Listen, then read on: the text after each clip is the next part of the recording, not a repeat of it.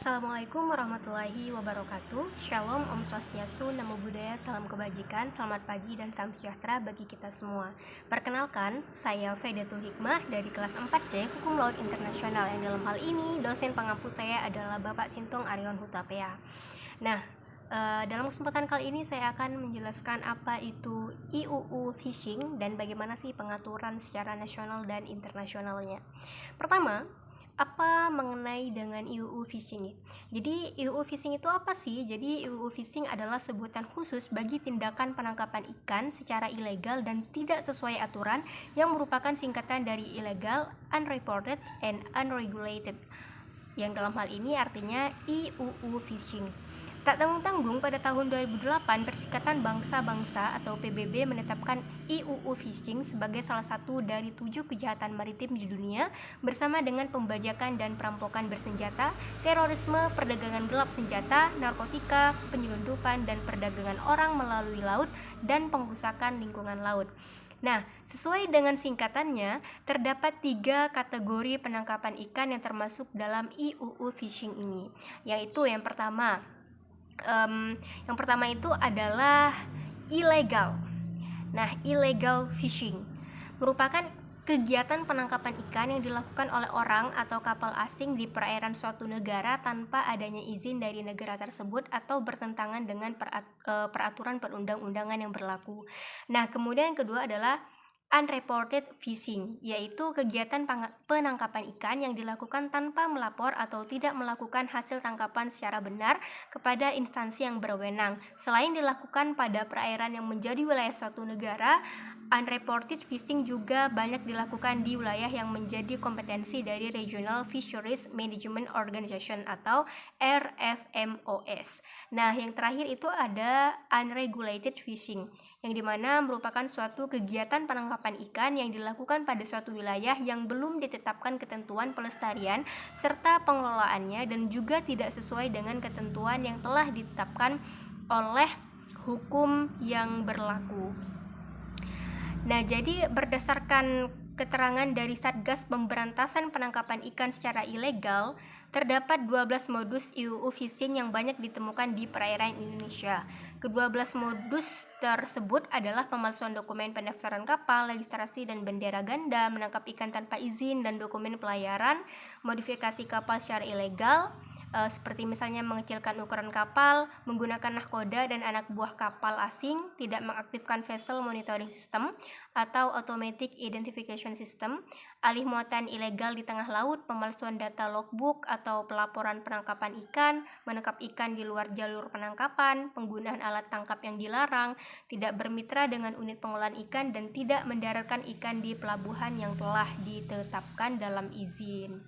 Wow, banyak juga ya teman-teman. Jadi sekilas terkait dengan IUU Fishing. Jadi IUU itu singkatan dari Illegal, Unreported, dan Unregulated Fishing. Seperti itu ya teman-teman.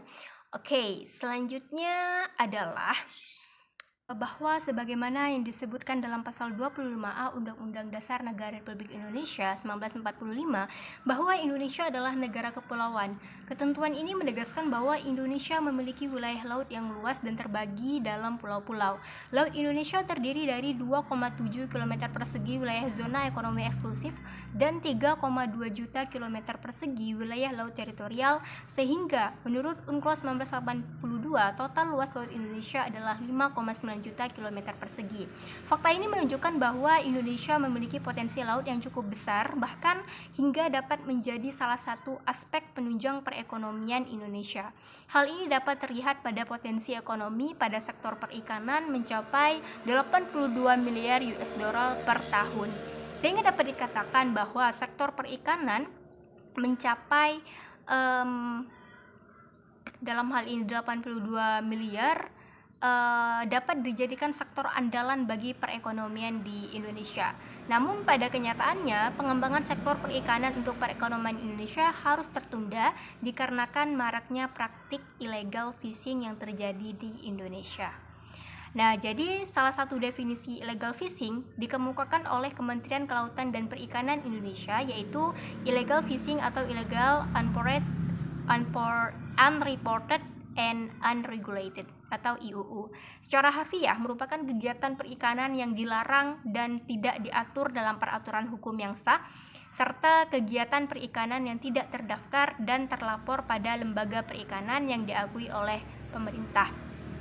Nah, secara hukum Indonesianya atau nasionalnya, praktik illegal fishing ini telah diatur dalam peraturan Indonesia, yaitu dalam Undang-Undang Nomor 45 Tahun 2009 tentang perikanan. Selain itu, pengaturan ilegal tentang illegal fishing ini juga telah menjadi isu lama ya teman-teman dalam lingkup hukum internasional, yang kemudian terbentuk suatu kerangka hukum internasional yang melarang praktek illegal fishing. Pengaturan tersebut termuat dalam United Nations Convention on the Law of the Sea atau UNCLOS yang telah disahkan pada 10 Desember 1982 dan kemudian diratifikasi oleh Indonesia dalam Undang-Undang Nomor 17 Tahun 1985.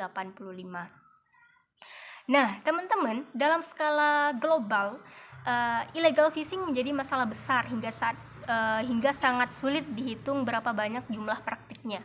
Illegal fishing ini telah menjadi masalah khusus di negara-negara berkembang, di mana strategi manajemen perikanan tidak dikembangkan dengan baik atau penegakan peraturan hukum tentang perikanan yang terbatas. Bahkan terhitung kerugian secara global akibat illegal fishing ini diperkirakan antara 10 miliar US dollar dan 23,5 miliar US dollar setiap tahunnya.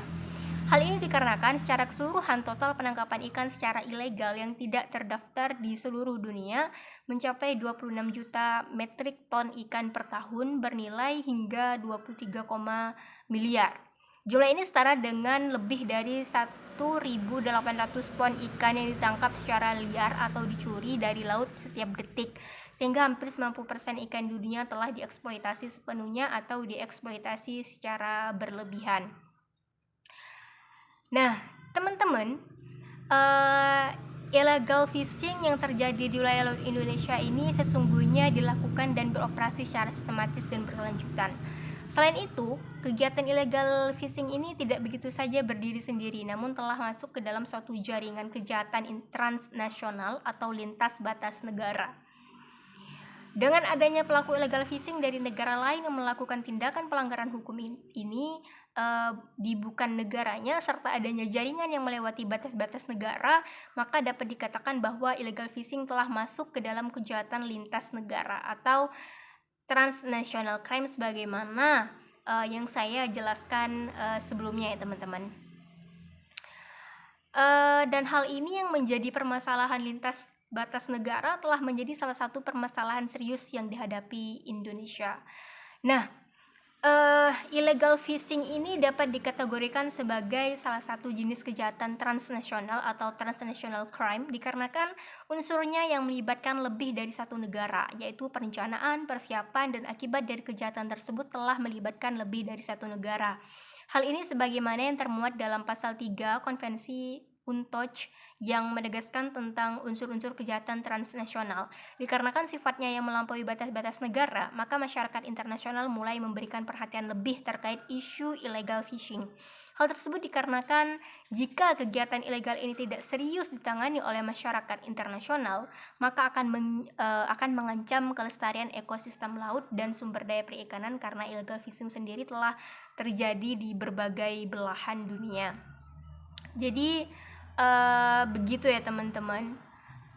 Nah, bagaimana sih pengaturan illegal fishing menurut hukum nasional dan hukum internasional? Jadi teman-teman, illegal fishing ini merupakan dua kata dalam bahasa Inggris, yaitu illegal dan fishing. Kata illegal secara terminologi diartikan sebagai sesuatu yang terlarang, ditentang, dan tidak sah menurut hukum. Sedangkan untuk kata fish berarti ikan dan fishing artinya menangkap atau memancing ikan sebagai mata pencaharian. Sehingga illegal fishing memiliki arti sebagai kegiatan menangkap ikan oleh nelayan yang dilakukan secara tidak bertanggung jawab untuk melanggar hukum dan peraturan yang berlaku. Nah, adapun salah satu contoh kegiatan nelayan yang melanggar hukum dalam menangkap ikan yaitu seperti penangkapan yang menggunakan alat tangkap yang berpotensi merusak ekosistem laut. Kemudian penangkapan ikan secara ilegal ini tidak terlapor dan melanggar hukum dikenal dengan istilah IUU, yang dimana merupakan singkatan dari illegal unreported, dan unregulated. Nah, istilah ini merujuk pada kebijakan dan pengelolaan perikanan dalam setiap kegiatan pengambilan ikan di laut dan dilakukan dengan cara bertentangan atau menghindari hukum terkait konservasi dan pengelolaan perikanan domestik dan internasional. Nah, penyebabnya terjadinya illegal fishing ini disebabkan oleh beberapa hal, yakni peningkatan permintaan produk perikanan di pasar lokal maupun global, subsidi sektor perikanan yang over kapasitas, berkurangnya kemampuan negara untuk menghadapi kapal perikanan, dan tidak efektifnya kontrol pemantauan terhadap kegiatan perikanan. Nah, adapun pengaturan terkait illegal fishing menurut hukum internasional ada beberapa. Yang pertama adalah United Nations Convention on the Law of the Sea 1982 atau UNCLOS, Konvensi Persilatan Bangsa-Bangsa tentang Hukum Laut tahun 1982. Kemudian yang kedua, Food and Agriculture Organization Compliance Agreement 1993. Kemudian yang ketiga, United Nations Implementing Agreement 1995, pada intinya UNIA 1995. Dan kemudian Code of Conduct for Responsible Fisheries 1995. Dan yang terakhir itu ada International Plan of Action to Prevent, Deter, and Elimination Illegal, Unreported, and Unregulated Fishing 2001 atau IPO on IUU Fishing 2001. Nah, menurut hukum nasional atau hukum di Indonesia, pengaturan terkait illegal fishing yaitu diantaranya Undang-Undang Republik Indonesia Nomor 45 Tahun 2009 tentang Perikanan. Kemudian Undang-Undang Republik Indonesia Nomor 5 Tahun 1983 tentang Zona Ekonomi Eksklusif Indonesia. Kemudian ketiga, Undang-Undang Republik Indonesia Nomor 21 Tahun 1992 tentang Pelayaran. Kemudian Undang-Undang Republik Indonesia Nomor 6 Tahun 1996 tentang Perairan Indonesia. Dan yang terakhir Undang-Undang Republik Indonesia Nomor 31 Tahun 2004 tentang Perikanan. Jadi baik secara nasional maupun internasional telah diatur ya teman-teman bagaimana payung hukumnya secara nasional maupun internasional. Nah, kenapa sih illegal fishing itu merupakan suatu urgensi sebagai kejahatan transnasional? Nah, kejahatan transnasional menurut Iwayan Partiana merupakan kejahatan yang melintasi batas-batas wilayah dari suatu negara. Tempat kejadian, tujuan kejahatan, dan akibat yang muncul dari kejahatan merupakan beberapa aspek kejahatan transnasional yang tidak memiliki batas wilayah tertentu. Transnasional merupakan istilah khusus yang mengacu pada individu yang melakukan suatu kejahatan, sehingga individu tersebut dapat mempertanggungjawabkan kejahatan yang dilakukannya dengan berdasarkan pada hukum internasional dan hukum nasional suatu negara. Karakteristik transnational crimes diatur dalam Konvensi Menentang Kejahatan Transnasional Terorganisasi atau Convention Against Transnational Organized Crimes atau dikenal dengan Konvensi Palermo 2000. Dalam pasal 3 Konvensi UNTOC menegaskan bahwa unsur-unsur kejahatan transnasional itu terdiri dari: pertama, dilakukan lebih dari satu wilayah teritorial suatu negara. Kedua, kejahatan tersebut dikendalikan, dipersiapkan, diarahkan, atau direncanakan pada suatu negara tertentu, namun pelaksanaan kejahatan tersebut dilakukan di negara berbeda. Kemudian yang ketiga, kejahatan yang dilakukan dalam satu wilayah negara namun melibatkan individu atau kelompok terorganisasi yang melakukan kejahatan di negara lain. Atau keempat, kejahatan yang dilakukan di suatu negara namun akibat kejahatan tersebut menimpa negara lain.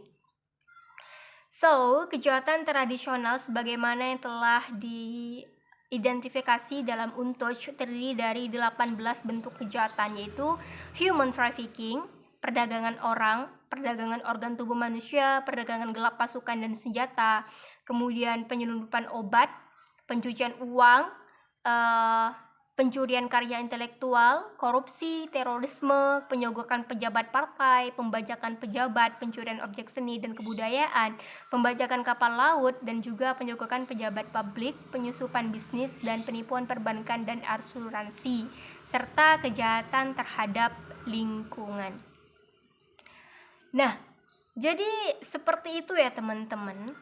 Dan dalam hal ini sesungguhnya UU Fishing itu merupakan suatu perlindungan hukum terhadap bagaimana meminimalisir lah segala bentuk illegal fishing yang ada di dalam perairan Indonesia khususnya.